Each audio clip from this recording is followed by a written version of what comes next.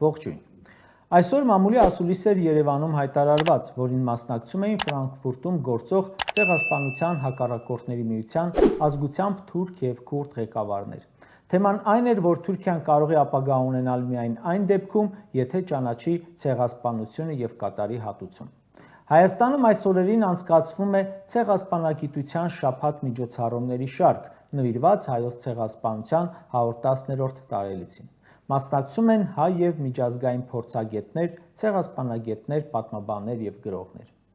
Տեղի է ունենալու թուրք պատմաբան Թաներ Ակչամի «Ցեղասպան պետության ակունքները» գրքի շնորհանդեսը հեղինակի մասնակցությամբ։ Նախորդ տարի Հայոց ցեղասպանության թանգարան ինստիտուտ է այցելել 300 թուրք։ Ինչ եք կարծում, քանի հայ կա, որ ուրանում է հայոց ցեղասպանությունը։ Ավելի կոնկրետացնեմ հարցը։ Այս պահին, երբ թուրք գիտնականներ են կոչ անում հայոց ցեղասպանությունը ճանաչել ու հատուցել, քանի պաշտոնյա կա Հայաստանում, որ ուրանում է հայոց ցեղասպանությունը։ Ոչ միայն ուրանում են, այլև ծեծկռտուք են հրահրում, երբ խոսք է գնում ցեղասպանությունը դատապարտելու։ Ազգային ժողովի Հայաստան խմբակցությունը հայտարարեց, որ նախագիծ է բերել խորհրդարան հայոց ցեղասպանության ժխտումը, նսեմացումը եւ արդարացումը քրեականացնելու վերաբերյալ։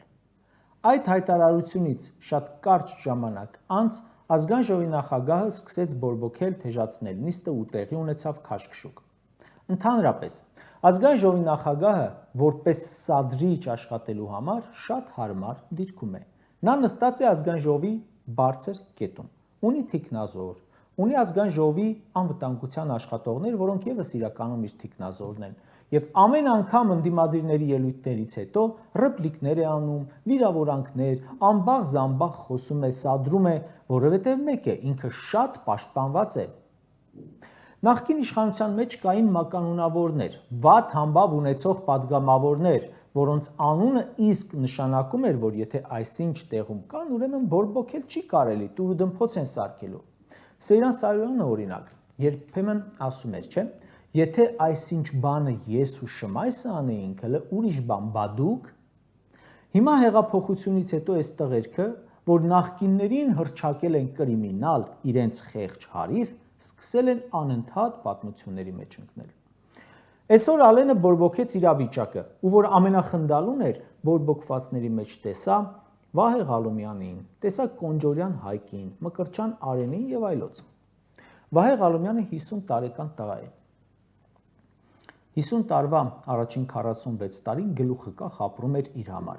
Հեղափոխություն են անում, падգամավորի մանդատ են տալիս ու մեկ էլ տեսնում ես, որ այս սուսիկ-փուսիկ տղեն հայտնաբերել է իր բռունցքները։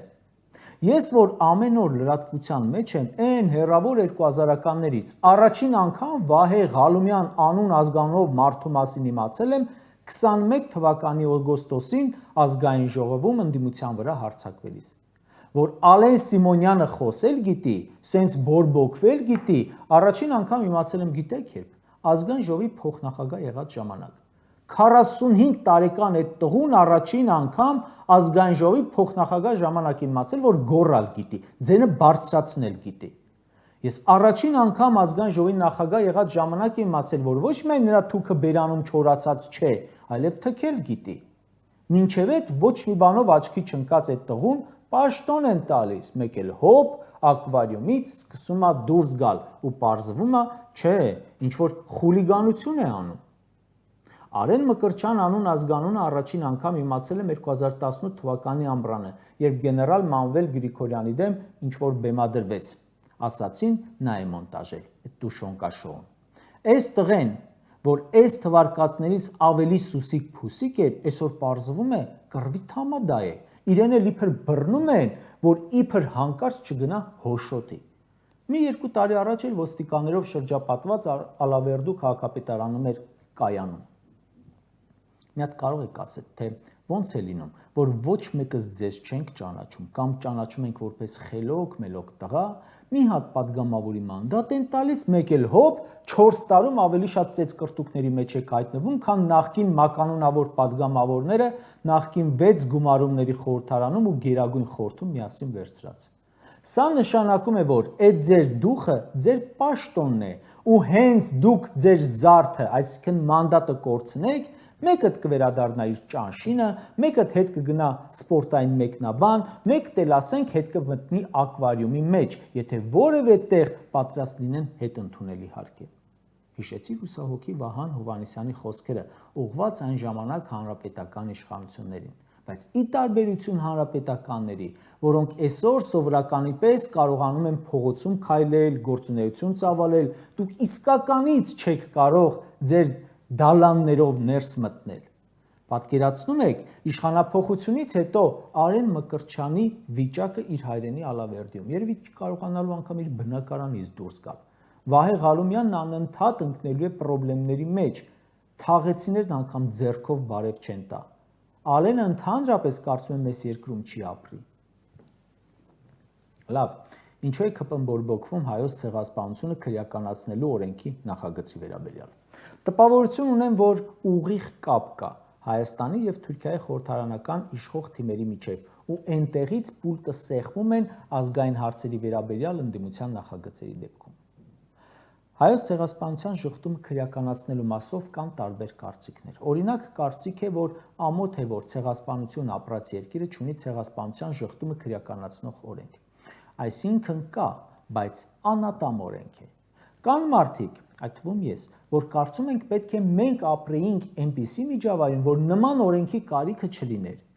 որ Կիպրոսը, Շվեյցարիան, Ֆրանսիան եւ այլ երկրներ քրեականացրել են ցեղասպանության շղթումը, հասկանալի է, թուրքերով լցված երկրներ են, իսկ Հայաստանում առնվազն տարօրինակ է, որ կարող է գտնվել մի հոգի, որը կհերքի, բայց արի ու տես, որ հասել ենք այդտեղ, ու դա անում է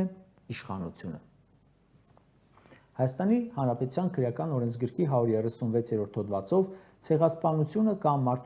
մարդկայնության դեմ ուղղված հանցագործությունները հրապարակայնորեն հերքելը, արդարացնելը, դրանք քարոզելը կամ դրանց վտանգավորությունը նսեմացնելը քրեականացվում է, եթե դա կատարվել է ռասայական պատկանելության, մաշկի գույնի, ազգային կամ էթնիկ ծագման կամ կրոնական պատկանելության հիման վրա, անձի կամ անձանց խմբի նկատմամբ ատելություն, խտրականություն կամ բռնություն հրահրելու նպատակով։ Կարտացի հոդվածի դրույթը։ Այսինքն, եթե ցեղասպանությունը պարզապես հերքում ես, քրեականացված չէ։ Օրինակ, երբ Նիկոլ Փաշինյանն ասում է, հələ պետք է պարզենք ինչ է տեղի ունեցել, դա հայոց ցեղասպանության շղթում է։ Երբ Նիկոլը նաև հավելում է, պետք է պարզենք ինչու է տեղի ունեցել, սա արդեն արդարացում է։ Եվ այն, որ Հայաստանի դատախազությունը, այսինքն Նիկոլ Փաշինյանի նախկին օգնական Նանա Վարդապետյանը չլսելու է տալի Փաշինյանի ելույթը կամ համարում է, թե հանցակազմ չկա, ուրեմն ցեղասպանության շղթմանը նա աջակցում է ՔՊ-ին հավասար։ Կմիանա քաղաքացիական պայմանագիր խմբակցությունը Հայաստան խմբակցության նախագծին։ Ոչ։ ՔՊ-ականները դեմ կլինեն, ինչպես որ դեմ են եղել Հայաստանի Հանրապետության տարածքային ամբողջականությունը կասկածի տակ դնելը քրեականացնելուն, ինչպես որ չեն միացել Բաքվում կայացած COP29-ի ժամանակ հայ գերիների վերաբերյալ հայտարարությանը, ինչպես որ դեմ են եղել Շուշիի թուրք-ադրբեջանական հռչակագիրը դատապարտելուն։ Այս նախագծի քննարկումը ընդամենը հերթական անգամ ցույց է տալու, թե ինչքան աջակից ունի Թուրքիան Հայաստանի իշխանության մեջ, եւ հերթական անգամ լինելու ենք խայտառակ որպես պետություն։ Կարճ ասած, 100 տարվա պայքարի արդյունքում մենք չկարողացանք հայոց ցեղասպանության ճանաչումը հասցնել Թուրքիա, բայց թուրքերը կարողացան հայոց ցեղասպանության շղթումը հասցնել Հայաստան։ Ընդամենը 7 տարում։ Ինչ եք կարծում։ Եթե հայոց ցեղասպանության վերաբերյալ նախագիծը, Ղարաբաղի հարցի վերաբերյալ նախագիծը, հայկական սփյուռքի վերաբերյալ նախագիծը Հայաստանի ազգային ժողովում, Թուրքիայի մեջլիսում ու Ադրբեջանի Միլի մեջլիսում դրվեն միաժամանակ քվեարկության, նույն պատկերը չի գրանցվի։ Հայաստանի խորհրդարանական իշխանությունը չի քվեարկի իր թուրք ու ադրբեջանցի գործընկերների նմանությամբ, կքվեարկի անշուշտ։ Ընդամենը 2 օր առաջ էինք անդրադարձել թեմային, որ Հայաստանում հաստատված է ադրբեջանա-թուրքական իշխանություն։